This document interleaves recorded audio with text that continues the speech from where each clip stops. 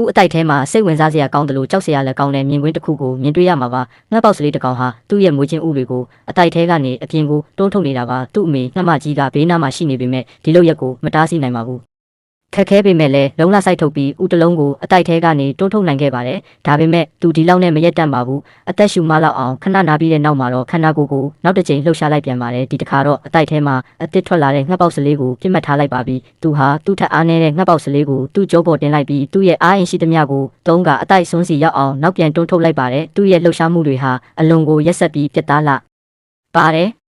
တိတ်မကြခင်မှာပဲအကူညီမဲ့နေတဲ့ငှက်ပေါက်စလေးဟာအတိုက်ဆုံးမှာတုံရင်နေပြီးအတန်လေးတွေနဲ့အကူညီတောင်းနေရှာပါတယ်ဒါပေမဲ့အခြားငှက်ပေါက်စလေးကတော့ဘာမှမထူးခြားတယ်လို့ပါပဲငှက်ပေါက်စလေးဟာအကူညီတောင်းတဲ့အတန်တွေကိုလစ်လျူရှုပြီးငှက်ပေါက်စလေးအတိုက်ထဲကနေပြုတ်ကျသွားတဲ့အထိဆက်တွန်းနေပါတယ်အဲ့ဒီအမြင့်ကနေပြုတ်ကျသွားရင်တော့အသက်ရှင်ဖို့လမ်းစလုံးဝမရှိတော့ပါဘူးအေးဆက်ဆက်နဲ့ကြောက်စရာကောင်းတာကတော့ဒီအလုပ်အားလုံးကိုမျက်လုံးလေးတွေပိတ်ထားလျက်နဲ့ instinct ခေါ်တဲ့ဇီဝဗေဒဆိုင်ရာအလိုလျောက်တုံ့ပြန်မှုနဲ့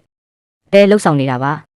ဒီအချိန်မှာတော့အတိုက်ထဲမှာငှက်ပေါက်စလေးတစ်ကောင်ပဲကြံတော့တယ်ဒါပေမဲ့တတိထားဖို့ကတော့သူဟာဒီလောက်နဲ့လည်းမရက်တတ်ပါဘူးသူ့ရဲ့မွေးချင်းတိုင်းကို14တောင်တနာစိတ်မရှိပဲဖယ်ရှားပစ်ဖို့စိတ်ပိုင်းဖြတ်ထားပါတယ်ဒီမြင်ကွင်းကိုကြည့်နေရင်ဒီလောက်သေးငယ်တဲ့ငှက်ပေါက်စလေးကဘလို့လုပ်ပြီးဒီလောက်တောင်ရက်ဆက်နိုင်တာလဲဆိုပြီးတွေးမိမှာပါဒါပေမဲ့ဒါကတာမန်ငှက်ပေါက်ဆက်မဟုတ်ပါဘူးသူကအိုးငှက်ပေါက်စလေးပါ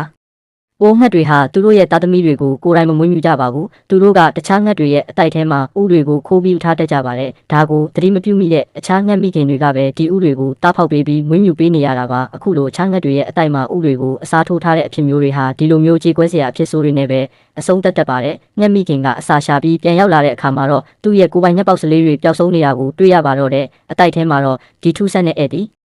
လေးတစ်ကောင်ပဲကြံရှိနေပါတော့တယ်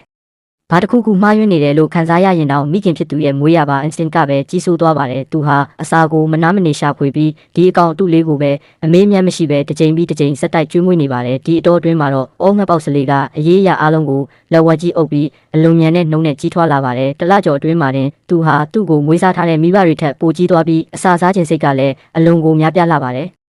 အစာရှာရတဲ့ငှက်မိဘတွေဟာလည်းညစ်မနာနေမနာပင်ပန်းဆင်းရဲခံပြီးအစာကျွေးနေရပါတယ်သူတို့ရဲ့ကိုယ်ပိုင်သားသမီးတွေကိုတက်ဖြတ်ခဲ့တဲ့ဒီငှက်ပေါက်စလေးကိုပဲတနေ့ကုန်အလုရှုပ်ခံပြီးကျွေးမွေးနေရတာပါအဖြစ်မှန်ကိုဘာတစ်ခုမှမသိရှိဘဲနဲ့ပေါ့